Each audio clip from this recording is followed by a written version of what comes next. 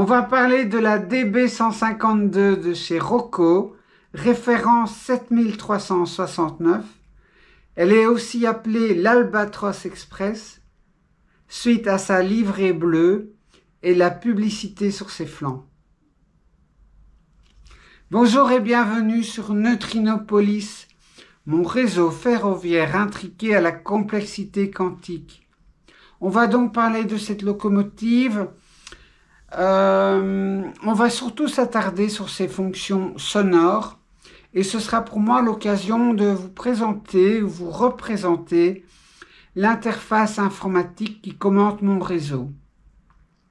Ensuite, je vous expliquerai les difficultés que j'ai rencontrées pour reprogrammer dans les CV de cette locomotive sa vitesse maximale. Et ce sera encore pour moi l'occasion de vous présenter le logiciel que je suis en train de mettre au point pour programmer les CV d'une locomotive. Alors, pourquoi cette DB152?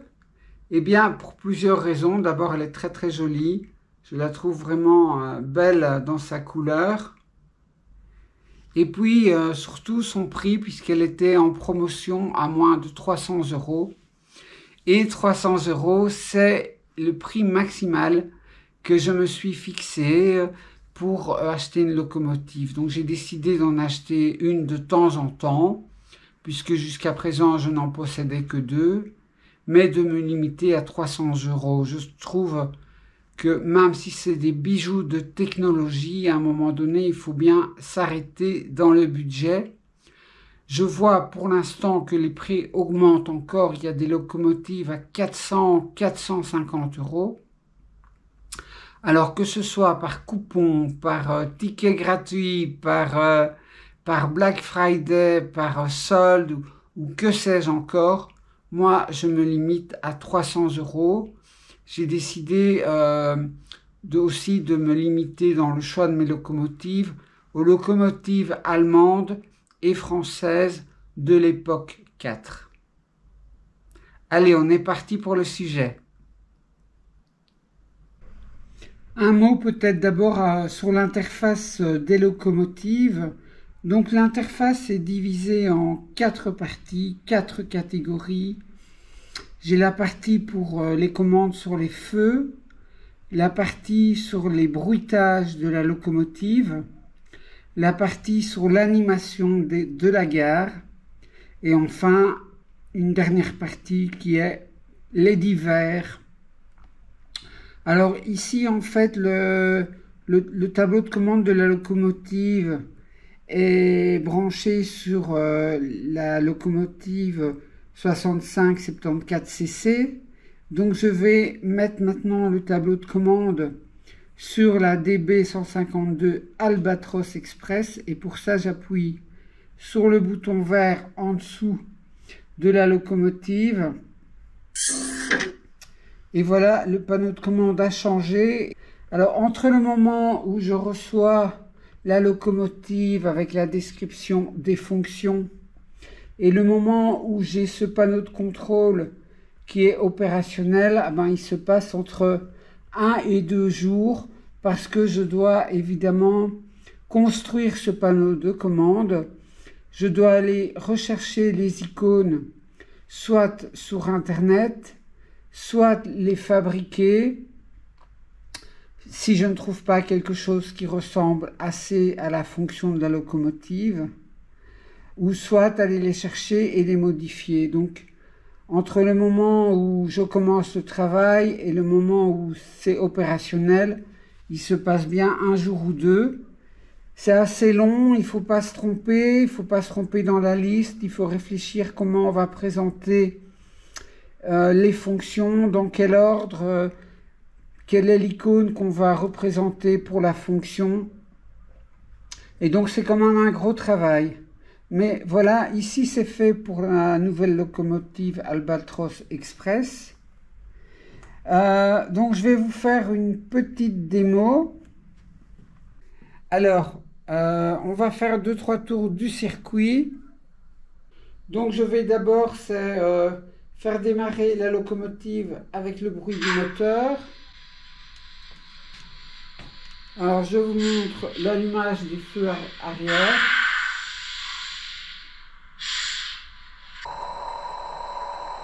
Alors je la fais démarrer au cran 20.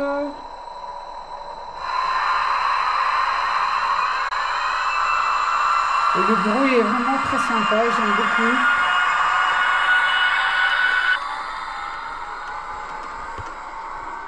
Et voilà, elle est partie. Ce que je vais faire, c'est la faire descendre au niveau 0. Et je vais un petit peu l'accélérer. Je l'ai mis au niveau maximum. Donc là, maintenant elle roule bien.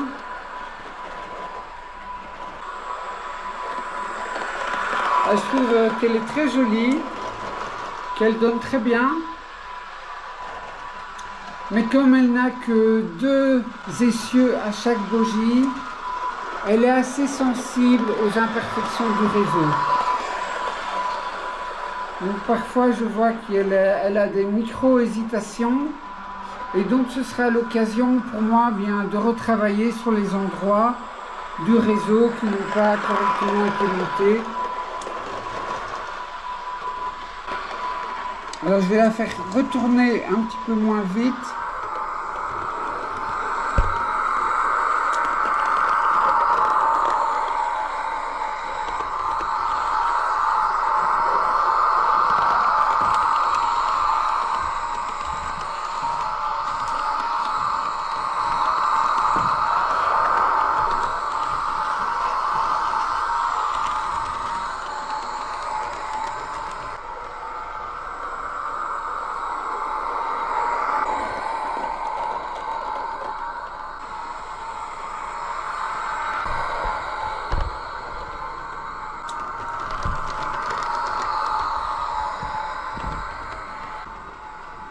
Avec le bruitage du moteur, j'ai 2 effets qui sont couplés.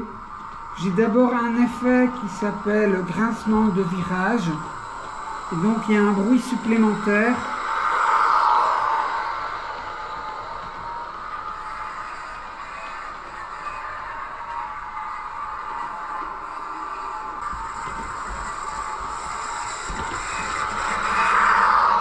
On entend effectivement la locomotive qui frotte sur les rails.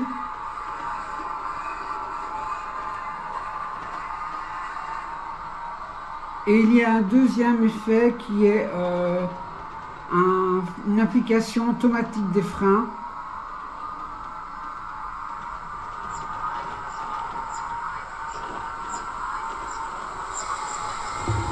Et à ce moment-là, la locomotive s'arrête.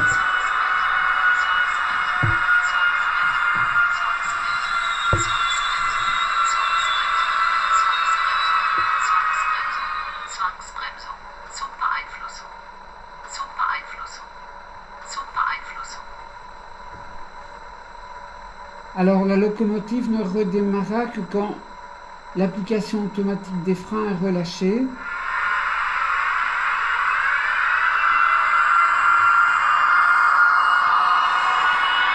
Et voilà, c'est reparti. Alors, je vais la faire arrêter.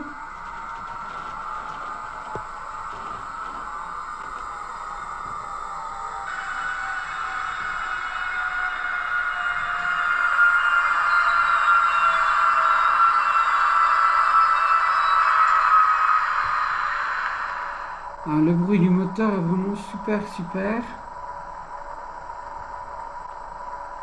Et maintenant, je vais couper le moteur.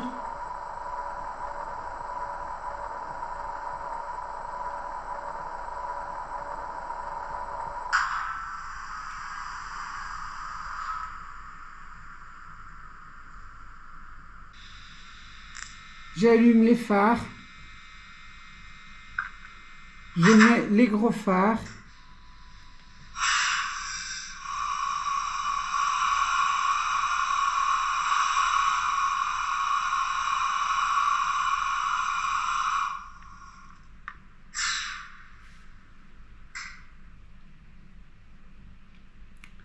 J'ai ensuite deux icônes qui me permettent de rouler avec les phares allumés, mais soit avec les phares arrière éteints, soit avec les feux avant éteints. Le bruitage du moteur, je vous ai montré. Le grincement de virage, je vous ai montré. Les freins, l'application des freins, je vous ai montré. Alors, j'ai des klaxons. Premier klaxon. Le deuxième. Et le troisième que j'adore. Beaucoup plus tenu. Alors, le bruitage pour atteler ou désatteler. Là, c'est un bruit assez classique.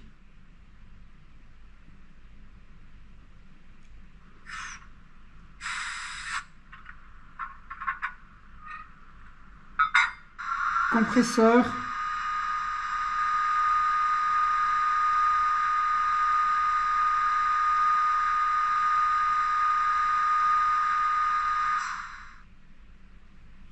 Ouverture et fermeture des portes.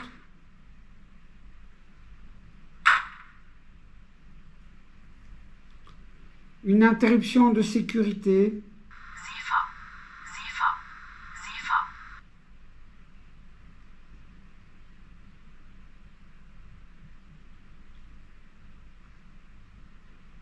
Système de contrôle appliqué.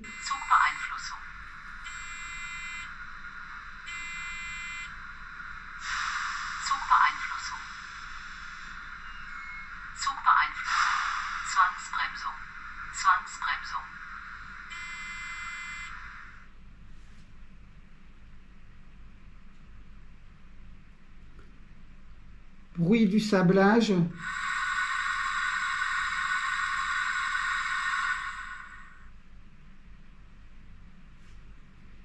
J'ai deux animations de la gare. D'abord, l'arrivée d'un train de marchandises.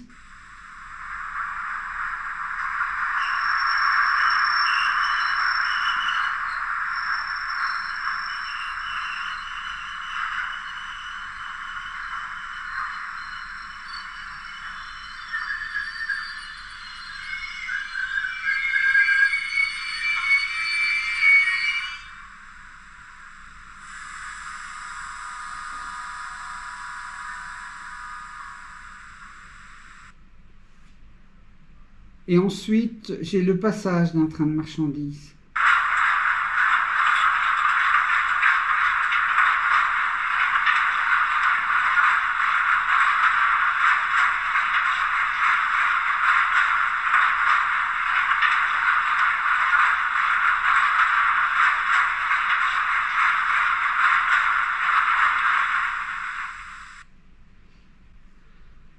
Enfin, dans ma rubrique autres, j'ai des fonctions plus classiques, comme limiter la vitesse à 30 à l'heure, rendre les muets toutes les fonctions sonores, diminuer ou augmenter le volume.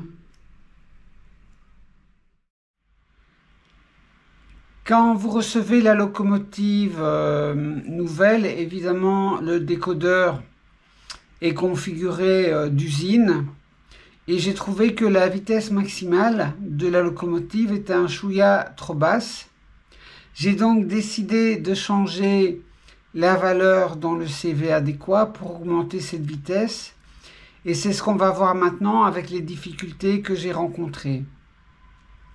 J'ai décidé, et vous allez le voir, d'implémenter mon propre logiciel pour savoir changer les CV d'une locomotive. La difficulté n'est pas tant de construire ce logiciel, de le programmer, puisque ça c'est mon métier, mais c'est plutôt d'acquérir la connaissance des CV. Qu'est-ce que le CV d'un décodeur fait et quelle est l'implication de changer une valeur par une autre. Ça c'est difficile d'acquérir. Il existe de la documentation sur Internet, mais elle est parfois incomplète, parfois fausse, parfois mal traduite, ou parfois simplement je ne la comprends pas. Donc la difficulté réside réellement dans la compréhension des CV. Donc le logiciel, j'ai décidé de le programmer moi-même. J'étais d'abord intéressé par le log programmeur de chez ESU, avant de comprendre que ce logiciel, le log programmeur, avait quand même pas mal d'inconvénients. D'abord, il est cher, ça coûte plus de 250 €. Il faut ensuite installer un module électronique complémentaire et il faut l'installer sur une voie de programmation. Or, je vous rappelle que les nouveaux décodeurs sont POM, c'est-à-dire Programmed on Man, c'est-à-dire qu'on peut les programmer directement sur les réseaux sans devoir les isoler sur une voie de programmation spécifique. Donc ces inconvénients m'ont décidé, et alors dernier inconvénient en plus, c'est que bien sûr le log programmeur ne peut programmer que les décodeurs de sa marque à lui, c'est-à-dire les décodeurs de la marque ESU.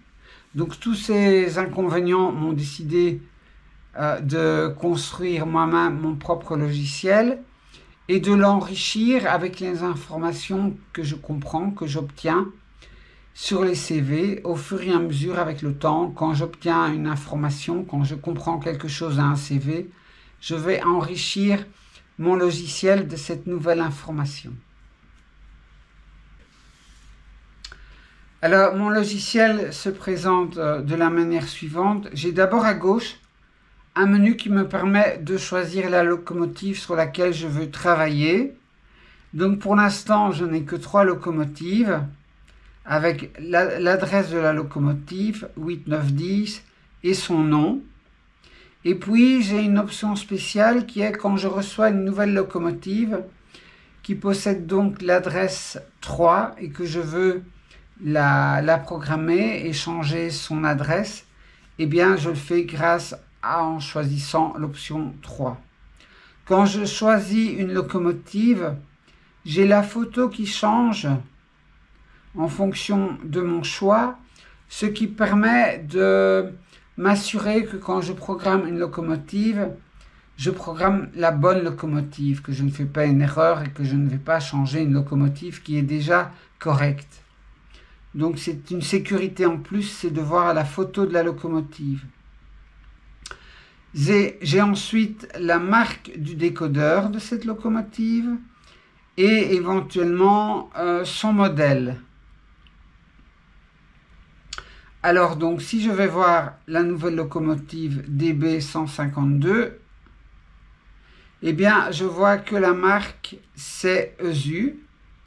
Et donc, je vais aller dans ma liste de mes CV, je vais aller choisir ici le CV5 qui correspond à la vitesse maximale chez ESU.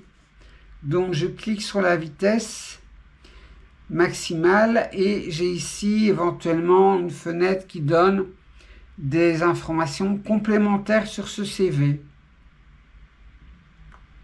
Je vois que pour ce CV, la fourchette qu'on peut mettre de valeur, c'est 0 à 255 et que la valeur par défaut, c'est 255. Quand je vais lire la valeur de ce CV, la vitesse maximale, donc j'ai un bouton Read qui me permet de lire la valeur du CV. J'ai un bouton Write qui me permet d'écrire une nouvelle valeur. Et j'ai un bouton Write Bit qui me permet de changer un bit. Le mettre à 1 bit, le mettre à 0 ou le mettre à 1. Donc je vais lire la valeur du CV5 pour la locomotive et j'obtiens 1. Alors j'ai pas compris. Pourquoi est-ce que dans la valeur maximale, je n'avais que 1? Donc j'ai cherché pendant longtemps, j'ai cherché pendant 2 heures, j'ai réfléchi. Et puis finalement, on dit toujours que le CV8, en écrivant 8 dessus, ça remet tous les CV dans leur configuration originale d'usine. Mais ce CV8, en le lisant, il permet de donner l'identifiant du fabricant.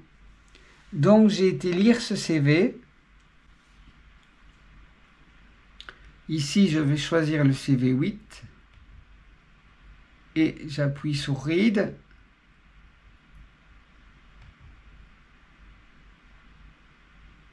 J'obtiens la valeur 145. Alors, dans ma fenêtre d'explication,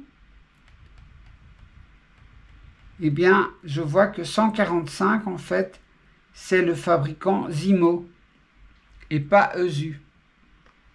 J'ai donc fait une erreur dans les paramètres de ma locomotive. J'ai pensé que la locomotive avait un décodeur ESU. Puisque ma première locomotive Rocco avait un décodeur ESU, je pensais que toutes les locomotives Rocco avaient des décodeurs ESU. Et donc j'ai encodé ma nouvelle loco comme ayant un décodeur ESU.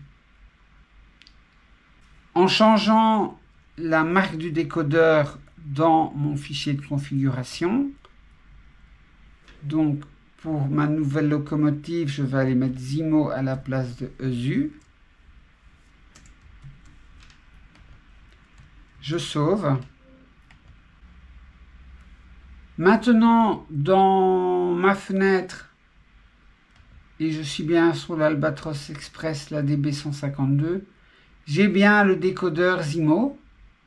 Et donc, en fait, je suis sur un autre fabricant. Et chaque CV peut avoir une signification différente. Ici, pour Zimo, le CV5, ça indique la tension maximum et pas la vitesse maximum. Et si je sélectionne le CV5, ce que je vois dans la description, c'est que les valeurs 0 et 1 indiquent que le CV5 n'est pas utilisé. Et donc, ça, une fois qu'on a changé la marque du décodeur, eh bien, à ce moment-là, le 1 dans le CV5 a du sens.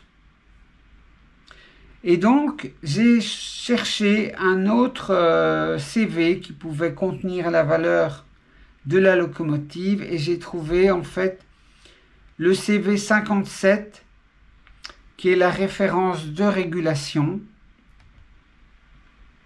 et qui exprime par dixième de volt la tension maximum au moteur.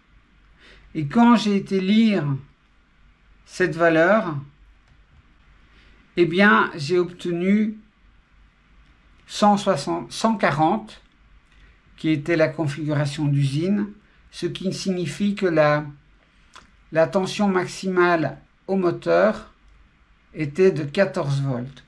Donc j'ai mis 165 pour avoir une tension maximum de 16 volts et demi. Et effectivement, ma locomotive va plus vite.